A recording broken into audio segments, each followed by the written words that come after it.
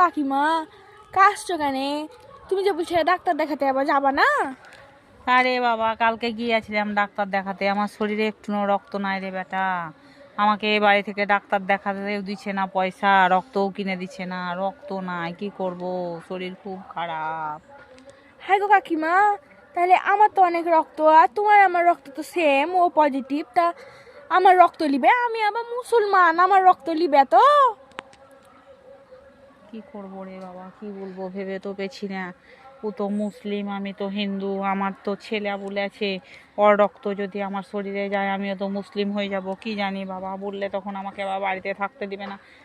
যাকগে, না বেটা, না না, লাগবে না, লাগবে না না না, বেটা, লিও লাগবে কেন? না। আমার অনেক রক্ত। তা তুমি লিও, তোমার শরীরটা খারাপ, তা আমি টাকা পয়সা কিছু লিব না। সে তো বুঝলাম রে বাবা, কিন্তু একটা সত্যি কথা বলবো, আমার বেটা বলেছে মুসলিমদের রক্ত নিলে আমাকে বাড়িতে থাকতে দিবে না। তার লেগে রে বেটা জোরহাত করে বলছি, তুমি আমাকে ভালোবাসো জানি, কিন্তু তুমি আমাকে রক্ত দিও না। আমি যাতে মরে গেলে যাবো রে বাবা, কিন্তু রক্ত যদি তোমার লেই, আমি জানি তোমার রক্ত আর আমার রক্ত এক, ও পজিটিভ।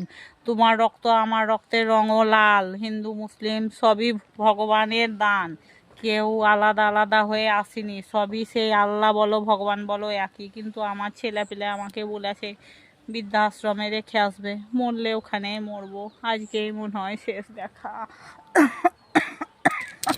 না না কাকিমা, তোমাকে নিতে হবে না, আমি তাহলে বাড়ি গেছি, তুমি থাকো। ঠিক আছে বেটা।